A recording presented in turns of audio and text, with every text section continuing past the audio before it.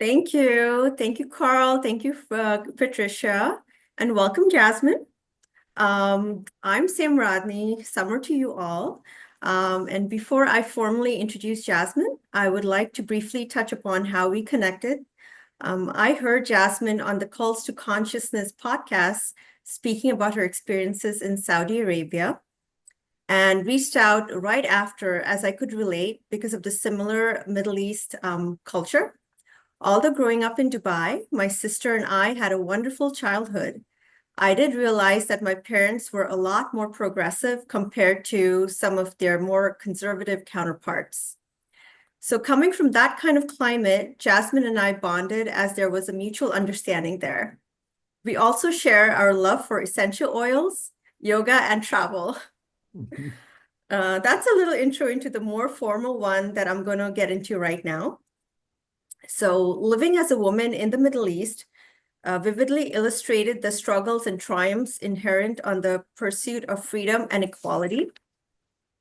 Growing up in the growing up in the conservative confines of Saudi Arabia under radical Islam, Jasmine often grappled with the expectations placed upon women, which often stifled individuality and expression.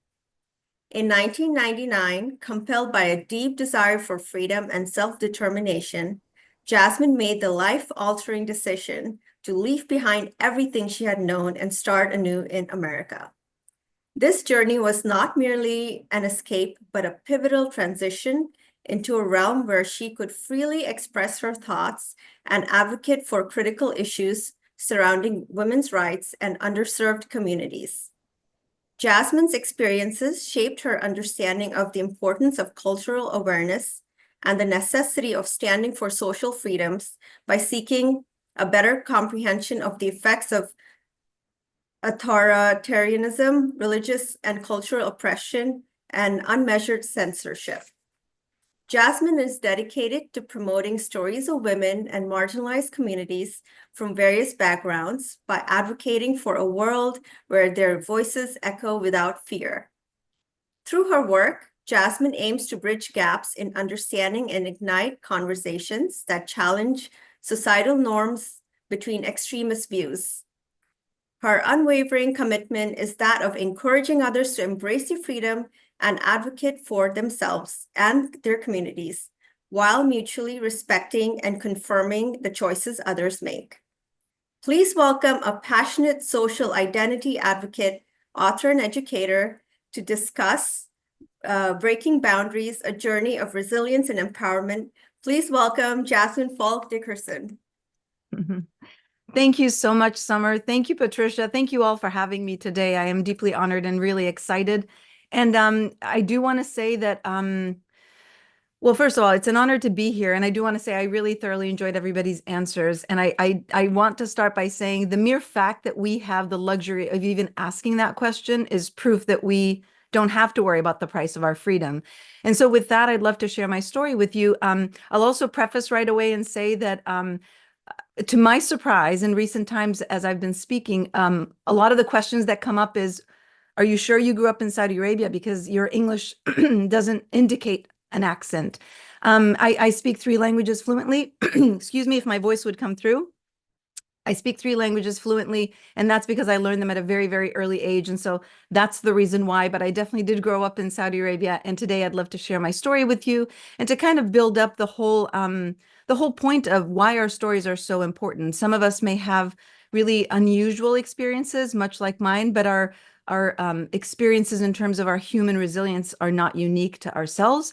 And we do have that, and we share that as common ground. So I will share some slides. I do have several slides, lots of photographs. You are welcome into my personal photo album. I don't usually do this when I'm speaking in general because I tend to talk about a lot of cross-cultural things. But in this particular case, I think it's relevant to share some photos as well to give you some context. So with that, I'd like to, there we go. Okay, can everybody see everything clearly? Great. So, The Last Sandstorm is the title of my book, and in the book, you understand why I use the last sandstorm. It's not only metaphoric, but it was actually an actual sandstorm. And I know that we are witnessing a lot of changes in climate right now, which I know someone had earlier shared.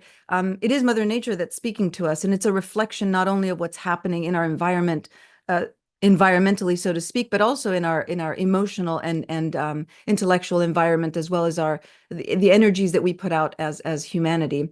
And so let me take you to the very beginning, the origins of my story. In this photograph, these two photographs here, you see two people from very, very vast different worlds. My father, who is pictured in the, let's see, the left side, circled his face. He was about 13, 14 years old there, born and raised in Saudi Arabia. And I want to say that the exact year of his birth is unknown because at the time they did not actually have those dates, but he was born shortly after the Kingdom of Saudi Arabia, or the current Kingdom of Saudi Arabia, the iteration of the current kingdom, was newly founded. And so late 1930s, that was around the time that my dad was born. On the other side, we see a photograph of four lovely individuals in Italy, in Florence, and that tiny little person is my mom, born shortly after, well, very shortly after the end of World War II. We are looking at the 1940s and a time in which Italy was recovering from a lot of drastic change due to the war. And so these two individuals were born in very, very opposite parts of the world, never imagining that there would ever be a cross connection between them. So my father was actually one of the first young men in Saudi Arabia, the first generation of men sent abroad to be educated, to then come back and build the Saudi Arabia that was newly founded.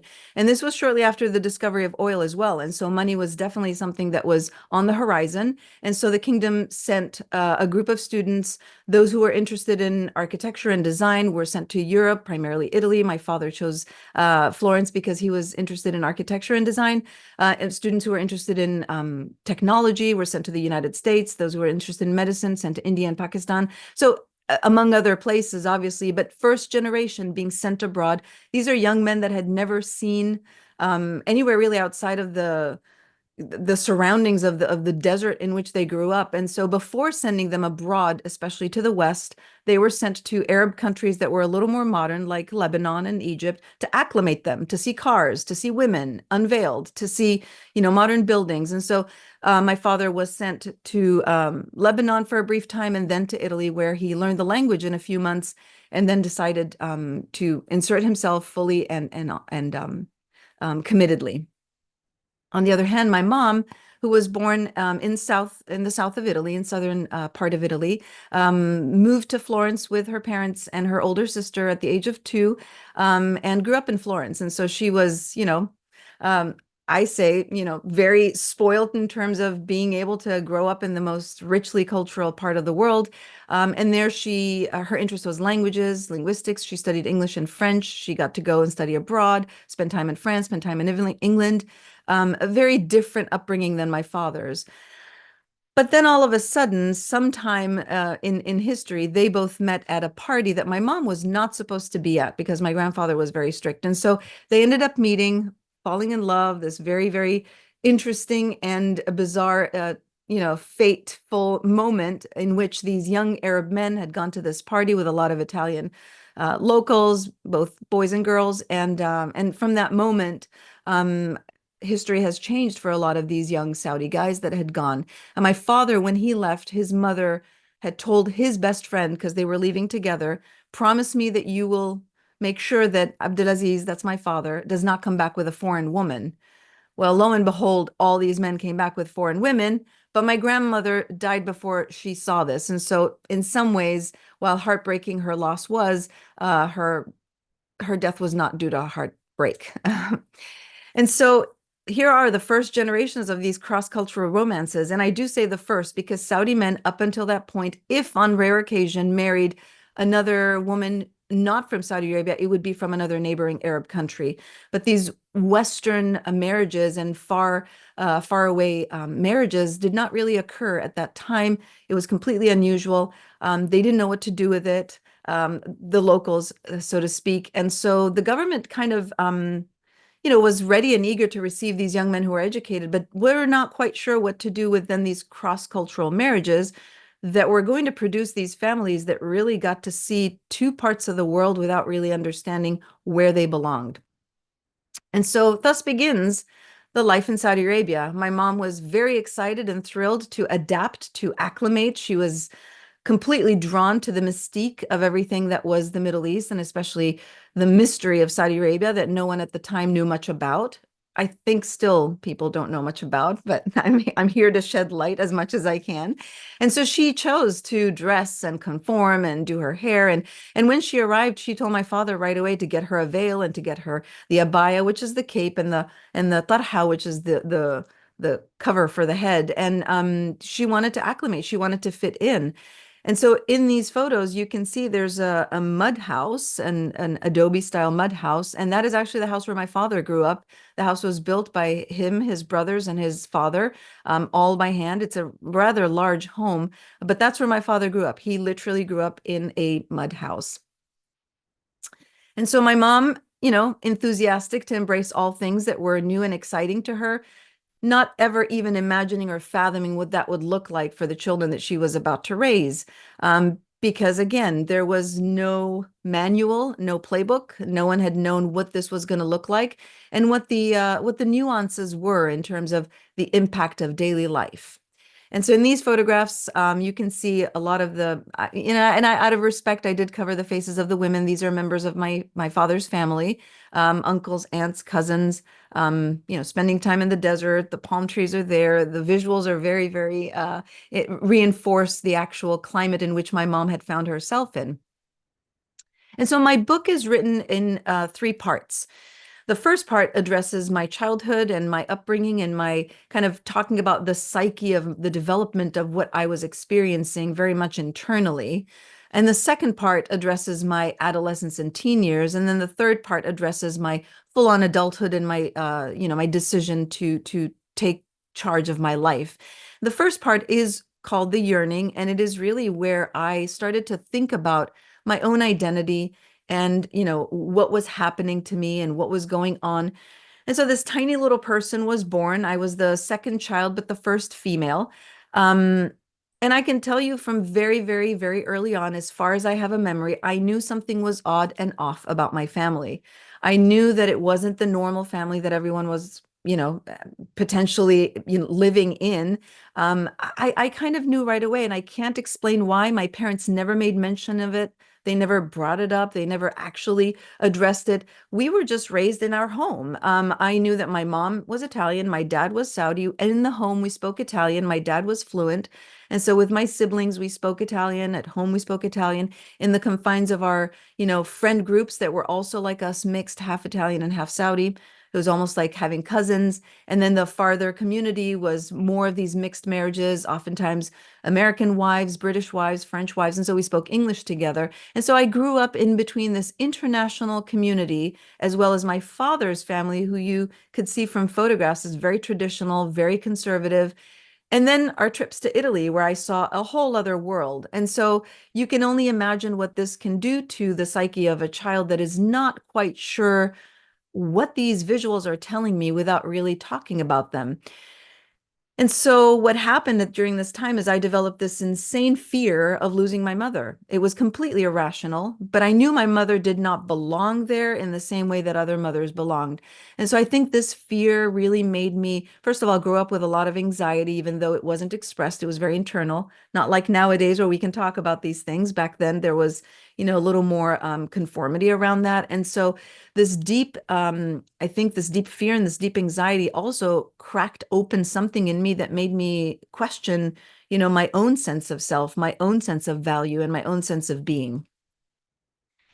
And so here we are between those two worlds. In the big photograph, you can see I'm the tiny little person in the blue dress, and that's my grandfather holding me. And I was very, very close to my Italian grandfather, my nonno. My mother is holding a dog. The other two are my siblings, and then my lovely grandmother is there. And this is at my grandparents' house in Brescia, Italy. They moved further up north after my mom left, so no longer in Florence. In the black and white photograph, that's me in my dad's lap with my brother and my uncle, one of my uncles, my father's brother. The photograph of the young people is myself, my siblings, and the two older young teenage boys are my Italian cousins who I'm still very close to. And so these were the worlds, right? Going back and forth. But then the bottom photograph where you see the fire, the gentleman with the white hat and the lady next to him with the sunglasses, those are my aunt and uncle that came to visit from Italy in Saudi Arabia. And so the rest are my cousins and my uncles, and we took them to the desert and we had the whole experience. And so growing up, I knew there was something really bizarre and odd. And even still today, there are times when I feel very much at home when I'm around different ways of being, but also have this deep confusion around how to really express myself in between two worlds, because that whole thing about understanding your intersectional identities is really powerful. I'm, glad we talk about it more nowadays. But growing up, there was no word for it. And not just that, there was the whole assimilation thing where you really want to have a sense of belonging, because at that time growing up, I was told perpetually that, I wasn't Saudi enough, or I wasn't Arab enough, or even questioning, my faith or my religion, which, by the way, I'll disclose right away, I do not practice Islam, but I was raised Muslim because as a Saudi citizen, you are automatically Muslim. It's not a choice. But of course, if there's an opportunity to shun someone and tell them you're not Muslim enough because your mom's side of the family is Christian or Catholic, my mom had converted, she did all the things, and yet it wasn't often enough. And so growing up, hearing and being told these things really created this duality of confusion that amped up, kind of my quest and my search for my own freedom, if you will. And so these are some of the things that I know I experienced very, very powerfully. The duality really created this deep, deep sense of confusion. I said earlier, the whole point of, feeling that sense of anxiety and that sense of loss of self, of not understanding, that's where that came from. That duality really created this powerful sense of confusion. But then the oppression that we lived with, and I will talk a little bit more about this, as women, we were immediately, told how to be, how not to be, which essentially was really to just be in the confines of the home. In public, you would not see women. I will also pause here and say that I do know that things are changing in the Middle East very much. And I know Saudi Arabia has had this big revolutionary thing happening in the last few years. And while I'm happy to see change and progress, I do think it's really crucial and important that we do not deny, forget, or pretend like it never happened. And so that's one of the reasons I do talk very often and I speak to this, is because we cannot erase history. There's this really concerning, problematic potential consequence if we do erase, eliminate, or forget history. And so the oppression at the time that I was growing up was palpable. It was profound. It was deeply, deeply true. It was life-altering. It created a lot of fear and anxiety. It was actually life-threatening even at times if girls even dared to go against any of those norms. What we're seeing in Iran and Afghanistan right now was exactly what it was like when I was growing up. And so the restriction created anger, and the boundaries definitely forced me to create a sense of rebellion within myself. And so the second part is now me arriving in that place of rebellion in my adolescence, in my wanting to find myself. This is, everyone experiences this at some point in their lives during this evolution. But what happens when you are really in a very bizarre and odd place, when you do not share those norms with others, when you don't have a way to look at, examples before you and say, well, this is the path I will follow, or this is who I can kind of talk to get more information and insight as how to be. And so thus come the teenage years, the rebellion. Michael Jackson was all the rage. This is the 1980s. I was obsessed. I did the moonwalk. I did all those things. I danced. I mimicked him. I was so enthralled, but this all happened in the confines of my bedroom. This could not come outside. This could not be out in public. I could not share this. So much so that the teenage population of Saudi Arabia during the 80s, not just those mixed like myself, but even young Saudi boys and girls were obsessed with Michael Jackson. And so the religious police, and yes, there is such a thing, they decided to essentially remove Michael Jackson and make him completely banned and completely forbidden. They removed any trace of Michael Jackson records or anything that could indicate the presence of Michael Jackson's influence. by obviously making up things like Michael Jackson insulted all Arabs and Muslims. The at the time, there was that level of gossip as well. But that became kind of the narrative of, if there's something that is going to influence these young people so powerfully, they will make sure that they will remove it because that risk was just too big. And so that deviance became a big part of my own existence. You can see the wall there. That's my bedroom. I had every poster I can think of covering. You couldn't even see the wall. That became my escape, the world in which I lived in more often than not when I was in Saudi Arabia.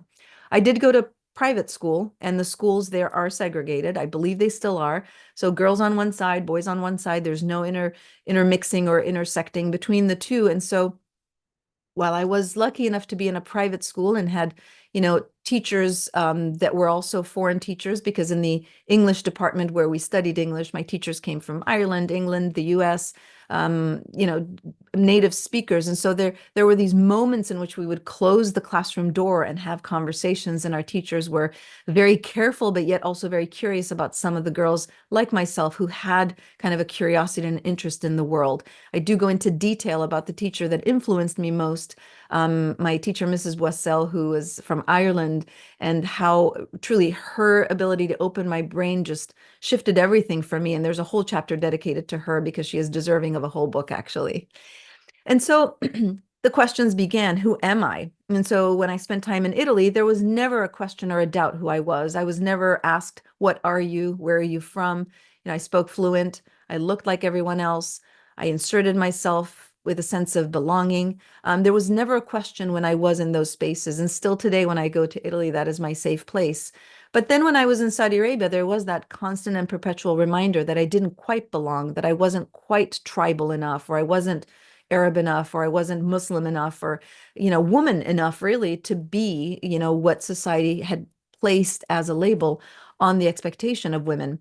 And while tradition and culture are really valuable things, and I'm not here to say that we should dismantle tradition and culture, I do worry about the fine line that is crossed between culture and tradition with human rights.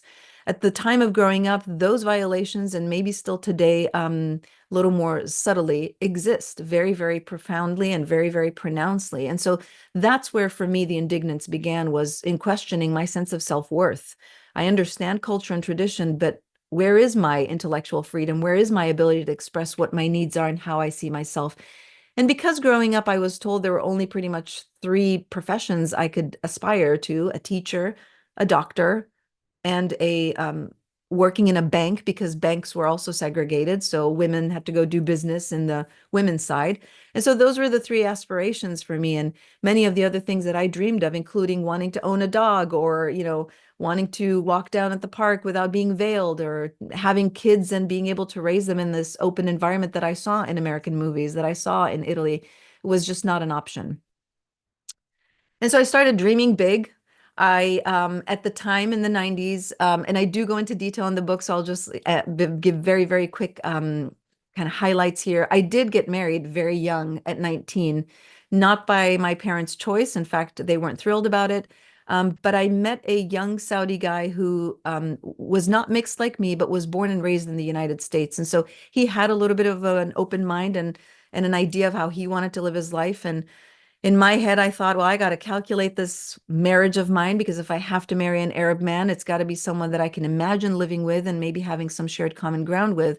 So our marriage lasted for 6 years. It was what here you would call your first dating experience, but unfortunately over there you can't date. You have to be legally married. And so we had fun. We traveled a lot. We went to the States. And more so in my heart, I started to feel this urgency of really being free from all the shackles. That marriage ended simply because it wasn't meant to be a marriage that would last. Much of it for me was the worry of having children one day and then pretty much losing them to the culture, the father, the norms of the traditions there. And so holding off having children was probably the smartest thing I've done as a young person, but also recognizing that that wasn't a sustainable marriage or a sustainable way to live. So after my divorce, I knew I was damaged goods. And when I use the expression damaged goods, people cringe a little bit, but it is true, because as a woman now that is no longer a virgin, you are seen as a little less than, a little less desirable. And so if you are lucky enough to be remarried, it would be as a second or third or fourth wife, because that's the practice and the norm. You would be either a trophy wife or hopefully a wife that can provide more kids. And so I didn't want that for myself, and decided I was going to start plotting a way to get out of Saudi Arabia and escaping. And so my journey began in my mind. And while I was planning all of this and planning this very detailed process and how to do it, because again, prior to me, it has never been done. Attempts have happened and didn't end very well, but I was determined to figure out a way to do it. And so in the meantime, I actually met and fell in love with an American man there in Saudi Arabia. He was a lot older than me. He was American. He was not a Muslim. There were all the things that absolutely in any in any reality would have said, don't even think about it, because this will be a total disaster. But you can't really put a price on love, much like you can't put a price on your intellectual freedom. And so the attainment became the process in which I found myself, and how am I going to move forward? And so Daryl and I decided we were going to find a way to run away together and escape together. He was American. He was working in Saudi Arabia. He had been there for 10 years. And at that point, he was ready to move back to the US and start a new journey with this, mysterious souvenir that he took back home from Saudi Arabia. That's how he referred to me, which was an endearing term. I was not offended. And so we left and came to Wyoming. And I say written in the stars because that was one of the first phrases he said when we were really questioning, have we lost our minds? But um, being able to really think for myself that this is at this point, that whole intellectual freedom piece, right? That whole freedom piece. Is there a price on this? I knew that potentially death could be an option if I was caught at the airport. My parents would have never, ever hurt me, but I didn't know what the government looked like or what the religious police would have done. My parents probably would have been very disappointed, but there's very little control that, at the time we had as citizens. And so lo and behold, I was able to succeed. I do go into details in the book as to how I did that, but the bottom line was I was able to, and I say this with sadness, I was able to manipulate my dad to give me that permission, because I can't leave as a woman without a written permission from your legal guardian, which is always a male. So if you're married, it's your husband. If you're, not married, it's your father. If you don't have a father, it's your brother. If you don't have a brother, it's your uncle. If you do not have a male guardian in your family that is related to you, then the government appoints one from from the court system. And so there's always a male there to give me that permission and that decision. But I was able in this particular instance to get that permission from my father. You could see in the visa down at the bottom, that was the visa from the United States Embassy that I asked to go as a prospective student so that I could buy myself time as opposed to a visitor's visa or a tourist visa to go there and give myself 6 months to figure out what to do in those 6 months to establish residency here, which in 1999 was not super hard. And I did arrive in the United States. I went to school. And as a student, then my visa switched to a student status. Um, this was 1999. So I want to point out that this was during a time that 9/11 hadn't happened yet. And so it was still a little easier time. But what has happened since then? My book ends at this point. My book ends at the moment at the airport when I leave. And I don't go into details except for a very, very quick epilogue at the very end, in which I kind of just give an update of where my life is today. And so beyond the Sandstorm, which is today where I am, I lived in Wyoming for 10 years, and I've been in Washington State now for 14 years. So some of the things that have happened are I became a citizen 9 years after I arrived in the United States. And part of that was 9/11. When 9/11 happened, many of the applications from the Middle East, and you can only imagine those from Saudi Arabia, what those looked like. And so that definitely put a little bit of a dent in the plan. But in the meantime, Daryl and I got married and had a beautiful family and sons that became kind of my focus and my pride and joy, even though that limited my ability to travel and to move. Due to my status, I was, prolonging my status as a student as best as I can. And then after that, I was finally granted residency, but that citizenship piece took a lot longer.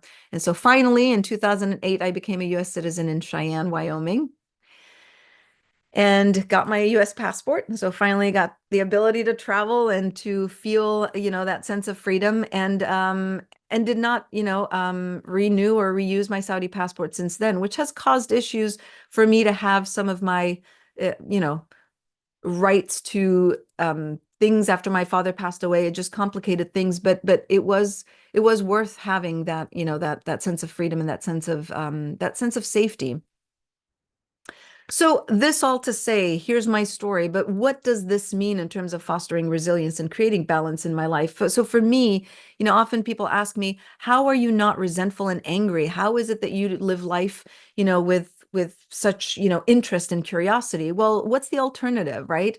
We all have stories. We all go through struggles, some more quirky than others, some more bizarre than others. I recognize that. But at the end of the day, the mere fact that we question our ability to do the things we want to do is an indication that we know there's something better. And so if we don't strive for that better thing, then we really are stuck. And how do we unstuck ourselves, or how do we unstick ourselves, or unfreeze ourselves? That's really the hardest thing, I think, for us. And we all fall into that consistently and perpetually. But here are some of the things that keep me in that anchored balance so that I don't fall into the oh woe's me, especially when we look around and see the air. By the way, I work in DEI, and so I know that my job is constantly under threat. How do I wake up every day and feel like, it's still a wonderful day?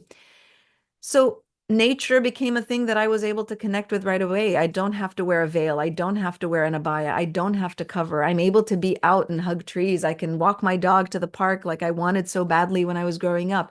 All these things that keep me anchored and connected to the things that bring us all together, which is the common ground. We all want that same thing.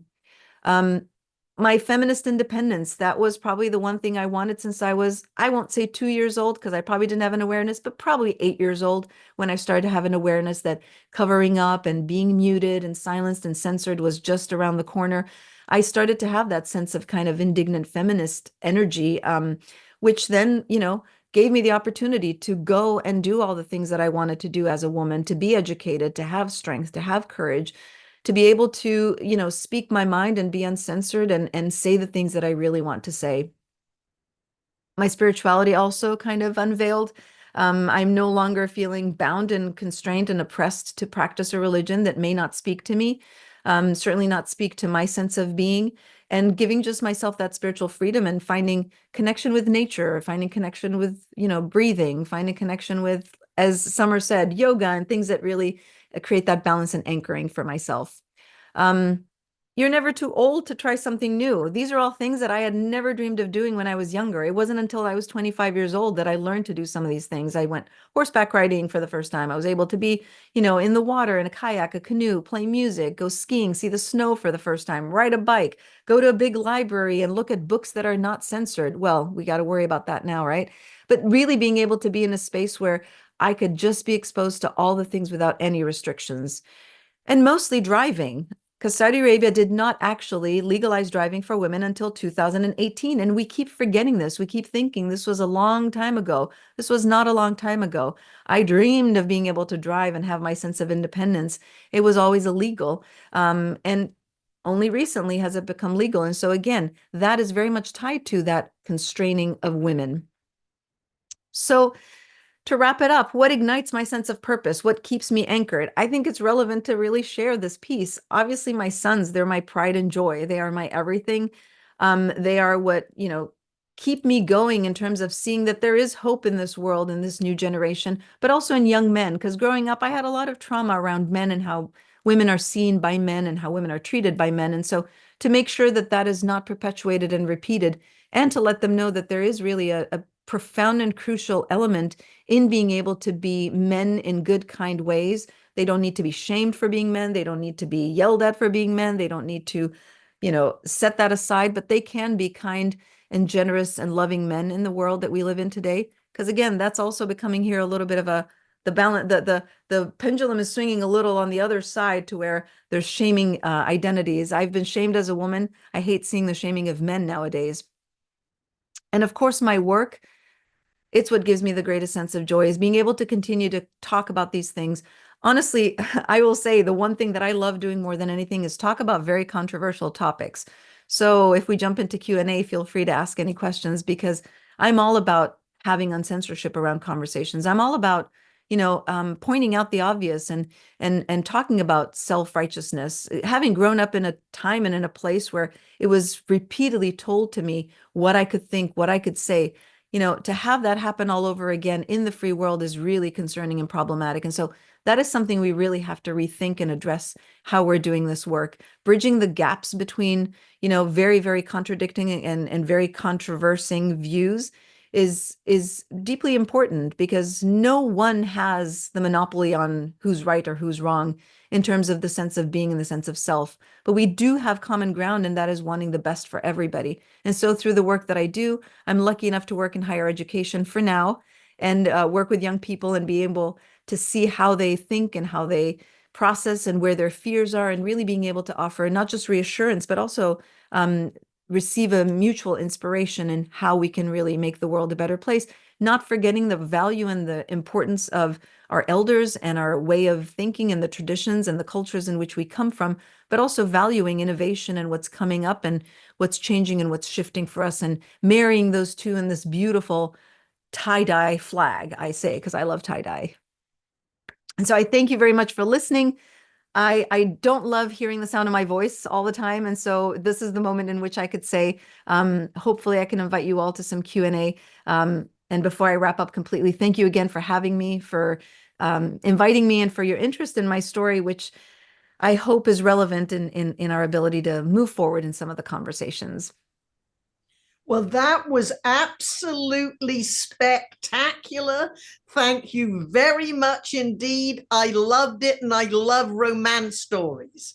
And I must say, looking at that photograph of your young father, not only do I see you exactly in him, I can see why your mother fell in love with him. He was a stud. Yes. Oh, Now, she thought so too. I take the liberty to ask the first question. Well, actually, it's two questions. How did you manage to meet your husband? And did your mother realize you were trying to escape the life? Great question. The details are in the book, but I will definitely answer it. So, and this comes a little bit with probably a little like, a little gasp. But actually, I met Daryl at the American Community Services.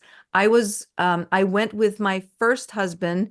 We were ending our marriage, and we needed to figure out a way to do it amicably and properly, and decided to go to therapy. And lo and behold, I walk into the office, and the therapist was Daryl. And the moment I saw him, in my head, I thought, the first thing that came to mind was, there you are. It was the craziest thing. It was like the absolute love at first sight. And then, so we had a couple of sessions with him.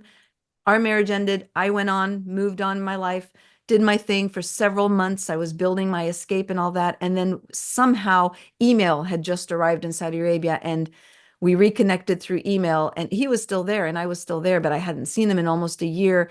And we sort of reconnected and secretly dated for several months until I escaped. And as far as my mom goes, my mom was the only one that actually knew what my plan was. She was, I think she had realized at that point that I tried everything that was asked of me. I tried to conform. I tried to live the life there. It was not happening. And so she definitely encouraged me to pursue. She trusted that I was strong enough and able enough to make that decision. She wasn't going to make it for me. But, yeah, I did it with her support, and she was the only one that knew for sure. Yeah. I will also say, just so that there's no confusion, Daryl unfortunately did pass away, so we are no longer together. He's no longer with us. But yeah, it was a beautiful 10 years of my life with him. Good. Well, I could be greedy and keep asking questions. However, Colin Hussey was the first one to put his hand up, so I will shut up for the moment. Over to you, Colin. All right. This is sort of like a historical question. There are several different, just as there are several different sects of Christianity, there are also several different sects of Islam. How did Wahhabism, the become the dominant sect in Saudi? Oh my gosh, great question. And it's a very complicated, long answer. I will give you the very brief, kind of quick response. So when that area of the Arabian Peninsula over years and years and years was dominated by the various tribes. It wasn't a unified country. There were attempts to unify it multiple times, not successfully, always by the same royal family, by the same kind of ancestral family, because they had power and they had a lot of eagerness to kind of unify.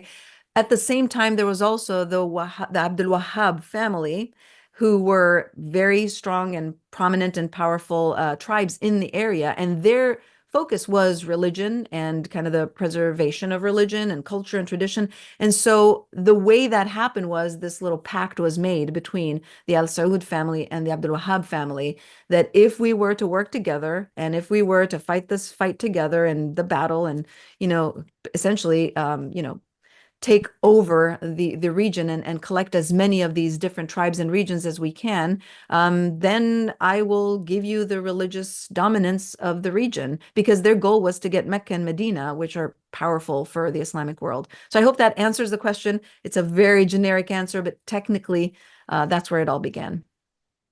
Great. All right, good. I'd like to acknowledge Susan Rowan and then Mike Milstein, who has joined us as Don Persky, and Lauren Ward. I thought you'd given up on us. It's wonderful to see you. And Claudette Good O'Neill, who of course always has her client at 7 o'clock, and Bill Buchanan have entered the room. So over to you, Susan, then Mike Milstein. Well, first of all, I want to thank you. It was a compelling story. I could actually see you. Of course, we could see you because of the pictures, but I could also envision, because you also painted word pictures, which were very interesting. I'm not even sure how to phrase the question, but you are now working in DEI, which has just been annihilated. And that, as I listen to you and I talk about you, you weren't allowed to drive, and women were separate and separate banking. But I have to tell you, you said you could only be a teacher or a doctor or a banker. Many of us could only be a teacher, a nurse, or a secretary. So you were a little one up on a lot of us here in America. But how do you envision, or maybe I'm seeing it given my own lens, that this destruction of DEI and somehow the similarities to the constrictions of what were in Saudi Arabia could be forthcoming? Wow, that is, we can do a whole hour, but I will be very concise. So, and I'm going to say something super controversial, and I hope it does not offend anyone, but I will still say it. I will also immediately say that I consider myself a liberal. So I'll say that right away. So I take the liberty as a liberal to say what I'm about to say. I think, unfortunately, much of what's happening to DEI, and I saw this coming for years, is at the hands of the left.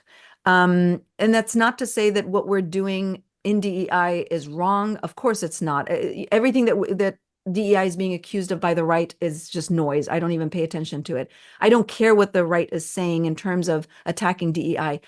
But I do see where DEI within itself, and I live in it every day, has really problematic practices. DEI is, and essentially is, its only sole purpose is to create a place where there is diversity, where there's equity, and there's inclusion for everybody. It is not exclusive, and yet it has become a very exclusive practice. I see it every day, and it's very problematic, because there is this exclusionary. If you're this label, we don't want to hear from you. If you look like this or you sound like this, we don't want to hear from you. That is not what DEI is. And so I get really passionate and heated about this, because for me, this is a time and place where if you are interested in DEI work and you happen to be a rich white man, come on over, help us. Let's get the work done. Let's not create these labels of division. So the DEI piece is really concerning for me, because it has become sort of cannibalized within its own field. And now we're kind of reaping those consequences, and it's unfortunate. There's a lot of censorship in DEI, and it's very, very concerning. There's a lot of silencing and canceling and all of that. And so my answer may not be what most people who love DEI for the wrong reasons want to hear, but it's the true reason. It's the honest reason. And it's not until you've walked in multiple shoes and paths do you know the urgency and the importance of not creating this divisive way of doing this kind of work? So I hope that answers your question, Susan, and thank you. Mike Milstein. Unmute, Mike. A very interesting talk, Jasmine. Thank you. Do you think the alliance with Israel is going to happen? And if it does, how do you think it'll change the cultures for both countries? And you mean Saudi Arabia and Israel? Yes. So apparently the reason why much of what happened in the last, year and a half is due to the fact that this alliance is building up and there's this threat that the region does not want to see this alliance. My personal views are wherever we can find a way to create peace, whatever that looks like, setting pride aside or whatever is necessary. I do think that it's around the corner. I do think that it's bound to happen. And I do think that that's the intention of the current crown prince, who is essentially the king de facto, is to bring that alliance in the sense of, peaceful negotiations for the region, not for any other reason, which is really interesting because growing up my whole entire life, we've been told to hate the Jews, hate Israel, and all of those things. So it is very, it's a pretty bipolar experience to be watching the shift from where I grew up to now in every capacity, including the relationship with Israel. So I hope it happens, obviously, because I think peace is needed in that part of the world. Mm. Good. Mm. All right. Well, Janelle Barlow has not put her hand up yet, but I know she always has a question. So I'm going to sneak in an extra one while Janelle thinks about what's her number one question. Now, remembering, because I love stories about your parents, and did your mother not have some of the same feelings you did when she was first married and had even more restrictions than you did? This question always comes up because I know it's intriguing. And I've asked her that my entire life, even as a child. Why? Why would you leave Florence? Why would you leave Italy for this? And she always said, well, I don't mind it. It's my choice. She's actually in Saudi Arabia right now.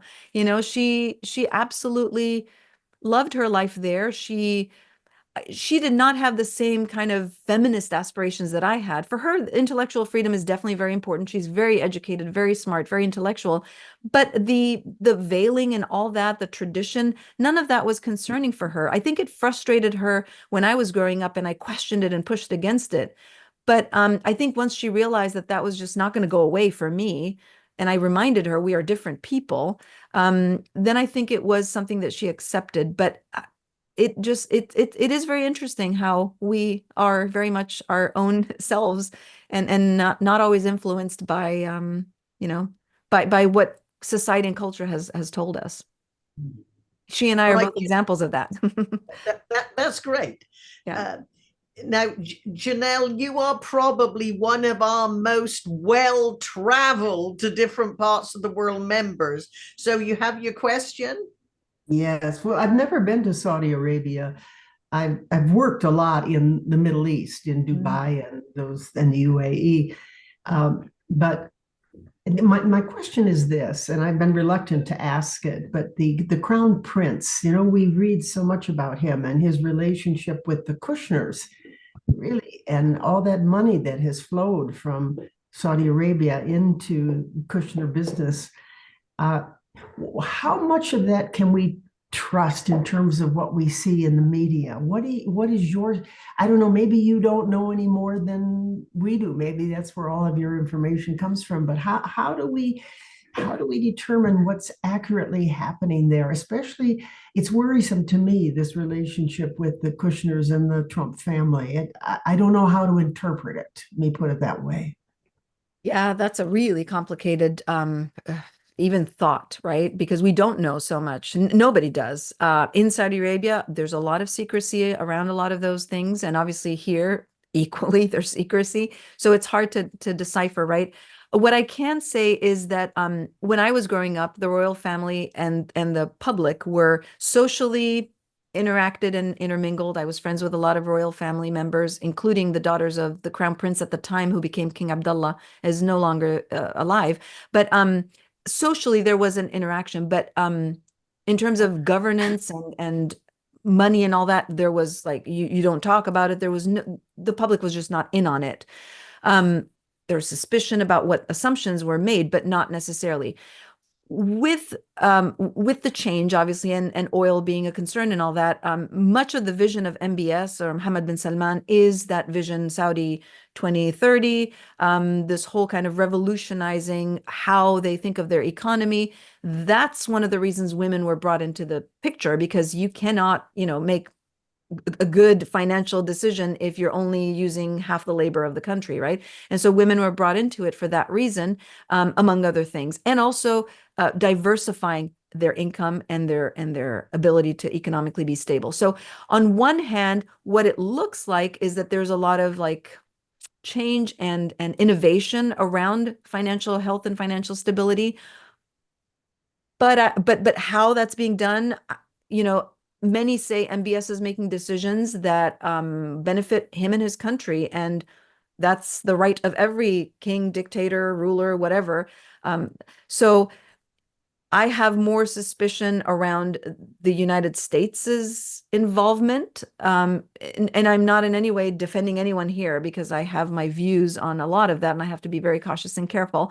But I don't see anything changing so much in how the Saudi system thinks of its economic stability. It's the involvement with the United States that has always been a little shady, let's put it that way, because it's not transparent and we just don't know. So I probably didn't answer your question, but I'm No, I anecdotal. get what you're saying, and there's just so much secrecy in the world around these places. And I just wonder why we don't look back at history and see what happens. Like China, when women's feet were bound for 1,000 years, they effectively took half of their population and removed them from the economic sector. I don't know how you can do that and compete in the world. You can compete against yourself, but how do you compete against the world when you've eliminated half of your strength? And women may not be able to lift heavy things as much as men can, but they can sure think their way around anything that men can think of. And and all you have to do is look at history and see examples of this where women were thwarted from being involved in the economy and the society and literature and all. It makes me want to cry. The waste of human potential is just so enormous, has been and still continues to be. Agreed. We even do it in the United States. 100%. It's unfortunate. Yeah. Mhm. All right, good.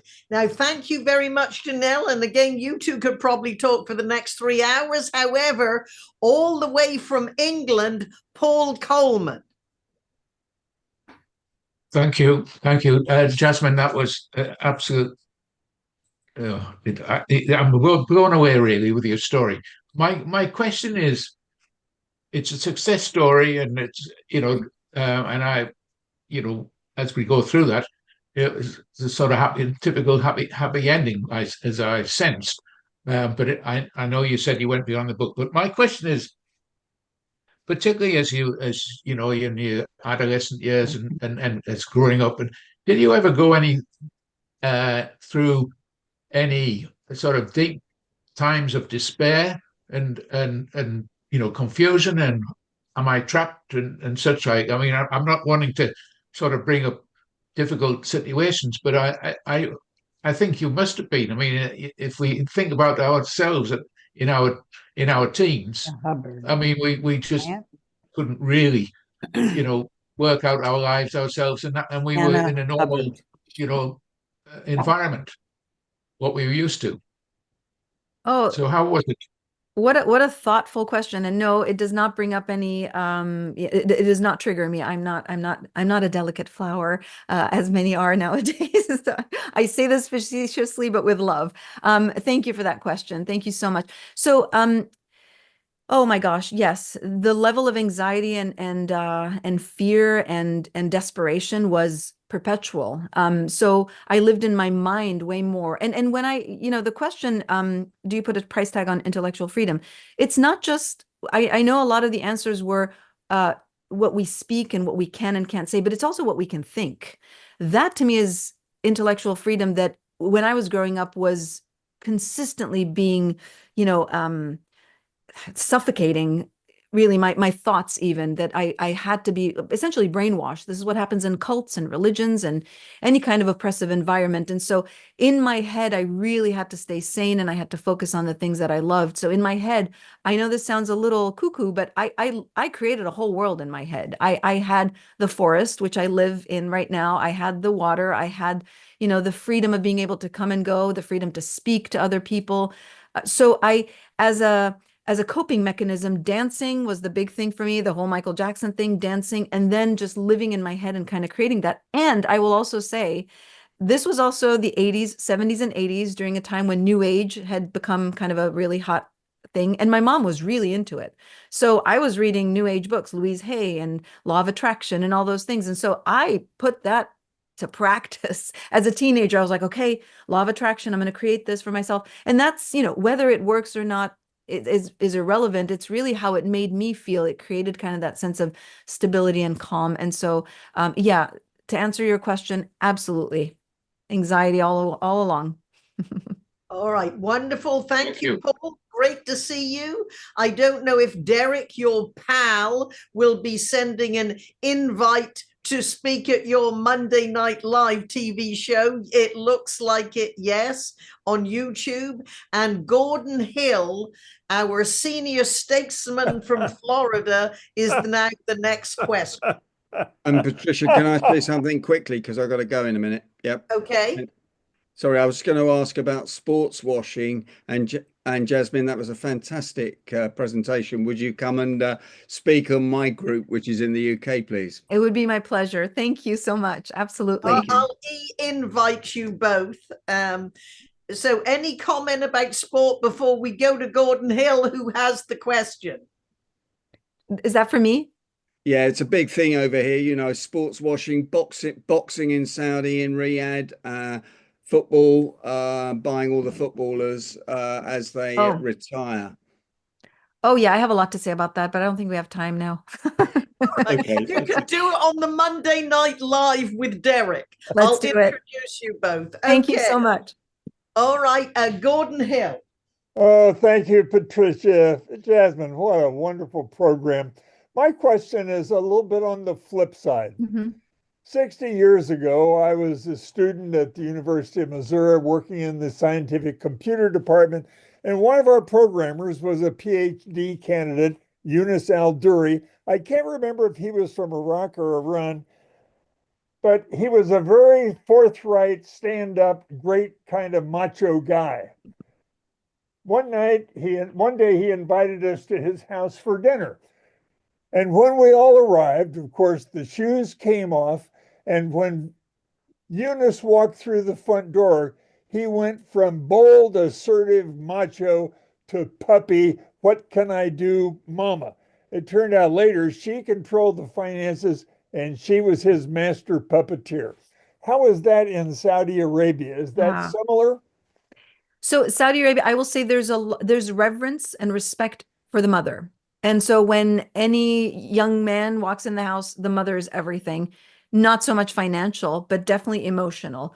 In some other areas, especially in poorer countries, potentially the woman is kind of controlling the finances at home just to create that balance because, of what is needed. And some cultures more than others and some tribes more than others. But in Saudi Arabia, the general air was the woman in the house in traditional homes did not control anything other than she received the reverence of being the mother and the respect of her sons. So that is still a common practice, and that's also Islamic practice. It is very much that, the saying in the Quran is that paradise is beneath or under the feet of mothers. So the mothers are considered the everything. And I come from two cultures, both the Italian and the Arab, where the mothers are everything. So there is that mother piece. I hope that kind of helps paint the picture. Now, Janelle, have you raised your hand for another question, or is that just still up? And I think we have one other person with a question. Let me see. Oh, Janice Litvin. So as Janice hasn't had a question asked, I will go to her first. And then if there's time, I'll go back to Janelle. Okay. Thank you so much. What a fascinating story. My question is, how did your Italian family feel about your mother marrying into this extremely different culture? Wow, great question. My family loved my dad. They fell in love with him right away. My grandfather, my Italian grandfather was very, very smart, intellectual, brilliant man. He also traveled quite a bit. He spent time in North Africa when he was in the military. And so he had a little bit of a vision of what that looked like.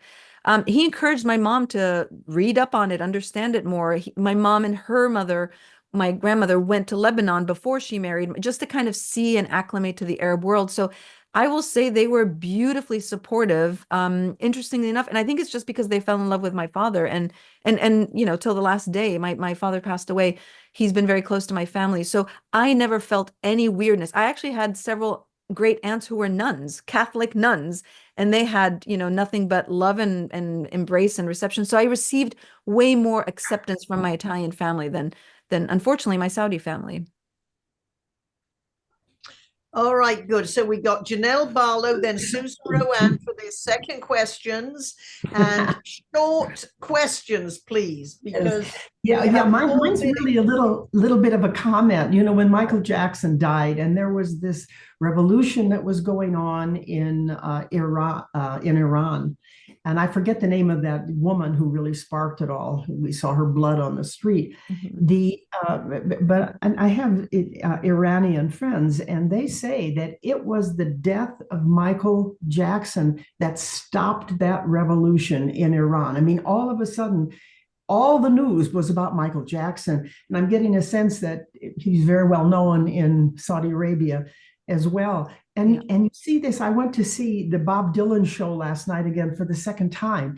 And you just see it totally. If you haven't seen it once, definitely see it. You want to see it twice, I want to go a third time, because there's so much culture that's in that what Bob Dylan did, and still today. I mean, my God, he won the Nobel Prize. And on top of that, he really shaped music and how we think about things. That song, The Times They Are A-Changin'. I mean, the impact on culture, and obviously it affected people in Saudi Arabia as well. Michael Jackson. I don't know about Dylan, but Michael Jackson for sure. Very, very much so. Very much so. Yeah. Yeah. All right, I'll go to Susan and then see if Jasmin has a concluding comment. Okay, Derek brought up the sports, and what we're having here is that golf, Saudi Arabia involved in the Golf Federation with Trump, who wants to open up a golf resort in Saudi Arabia. Do you see that as being something that's actually going to happen?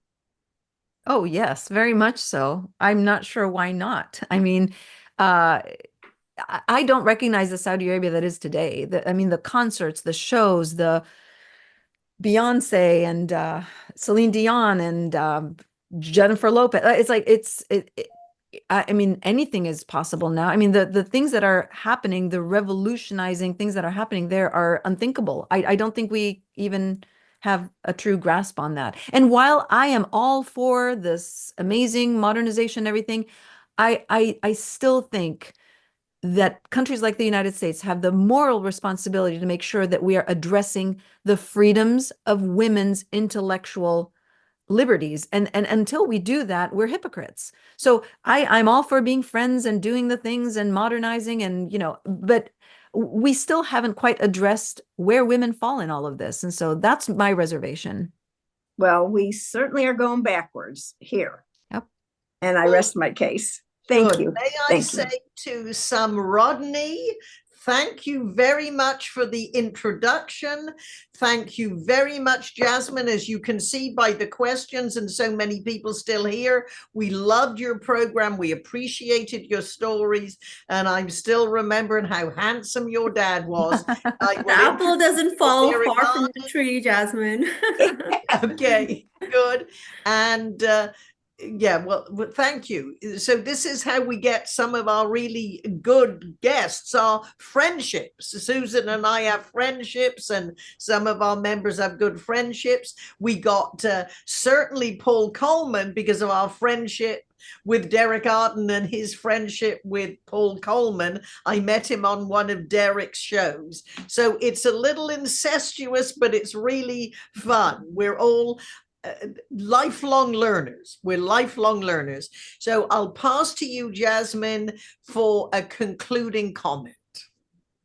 Well, the conclusion is this. I will say that let's try to really, and I'm not preaching here, but I'm just literally asking that those of us, especially who have the privilege of having seen parts of the world or having interacted with folks that are not exactly like us, let's give everybody the benefit of the doubt, even when we're hearing things that are inflammatory and angering. And we're writing this for the next 4 years. We don't have a choice, and so we can either continue to push against what's happening, or we can graciously undo the wrongs that are being done, while also bringing down the temperature for the people who we can engage with, because we are not all extremists. And if we find what brings us together and creates common ground, we will make this world a better place. And just focus on that perpetually and consistently.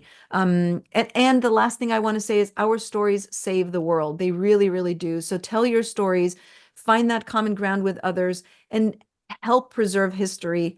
Don't let it be erased. Thank you. Thank you so much, Patricia. And thank you, Summer. And thanks to everyone for having me. Okay, well, thank you very much indeed. You can see our enthusiasm. Thank you, Carl Walsh, for being our meeting manager and handling that so well. Thank you for Tony and Pete, who always do the recording and open the meeting and make us co-hosts. And so with that, the Golden Gate